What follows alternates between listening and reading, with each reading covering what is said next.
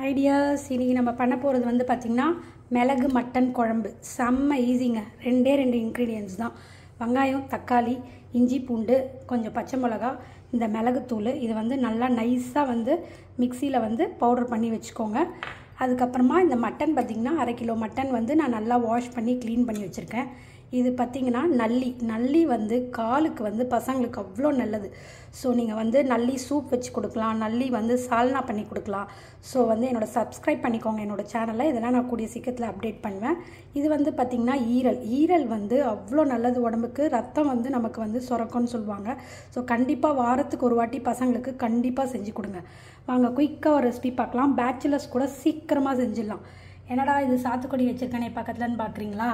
ஒரு மட்டன் குழம்புக்கு அப்புறமா ஜூஸ் வேணாவா, அதுக்கு தான் சாத்துக்குடி.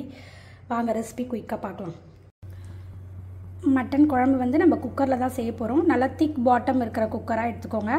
நல்லா வந்து குக்கர் காஞ்சதும் வந்து கடலெண்ணெய் உங்களுக்கு தேவையான அளவு ஊற்றிக்கோங்க. அப்புறம் 2 பட்டை 2 லவங்கம் போட்டுட்டு கட் பண்ணி வச்சுருக்க ஆனியன்ஸை ஆட் பண்ணிக்கோங்க. ஆனியன் நல்லா கோல்டன் ப்ரௌனாக வதங்கினதும் நம்ம வெட்டி வச்சுருக்க தக்காளி போட்டு வதக்கலாம். குயிக்காக வதங்கிறதுக்காக கல்லுப்பு போடுறேன். எப்போவுமே கல்லுப்பு யூஸ் பண்ணுங்கள். நான் வெஜிடேரியனுக்கு டேஸ்ட் வந்து எக்ஸ்ட்ராவாக வரும் கல்லுப்பு யூஸ் பண்ணிங்கன்னா. ஆனியன் டொமேட்டோ நல்லா வதங்கினதுக்கப்புறமா நம்ம எடுத்து வச்சுருக்க மட்டன் ஆட் பண்ணிவிட்டு அதோட இஞ்சி பூண்டு பேஸ்ட்டு ஆட் பண்ணி நல்லா ஒரு 5 மினிட்ஸ் வதக்குங்க. இப்போது மசாலாஸ் ஆட் பண்ணலாம். ஸோ மஞ்சத்தூள், குழம்பு மிளகாய்த்தூள், காஷ்மீரி சில்லி பவுடர் ஜஸ்ட் கலருக்காக, மட்டன் மசாலா பவுடர், உப்பு ஆல்ரெடி நம்ம போட்டு வச்சுருக்கோம். ஸோ இது எல்லாத்தையுமே ஆட் பண்ணுங்கள்.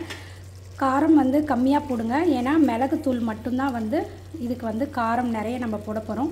ஸோ குழம்பு மிளகாய்த்தூள் 1 டீஸ்பூனோடு நிறுத்திக்கோங்க.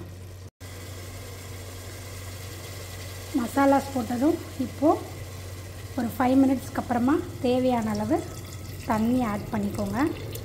நம்ம வந்து தொக்கு பண்ணலை, குழம்பு பண்ண போகிறோம். அதனால் உங்களுக்கு எவ்வளோ தேவையான அளவோ அந்த அளவுக்கு தண்ணி ஊற்றி நல்லா மிக்ஸ் பண்ணிவிட்டு ஒரு 5 மினிட்ஸ் கொதித்ததுக்கப்புறமா ஒரு 6 to 7 விசில்ஸ் வந்து விடணும்.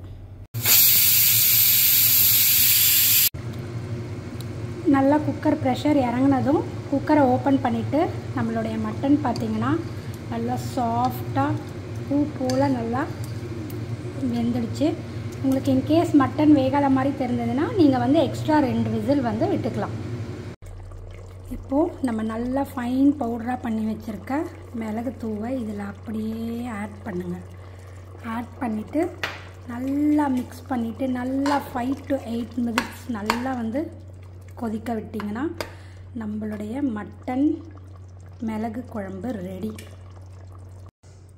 சுட சுட நம்மளோட மட்டன் மிளகு குழம்பு ரெடி ஆகிடுச்சு.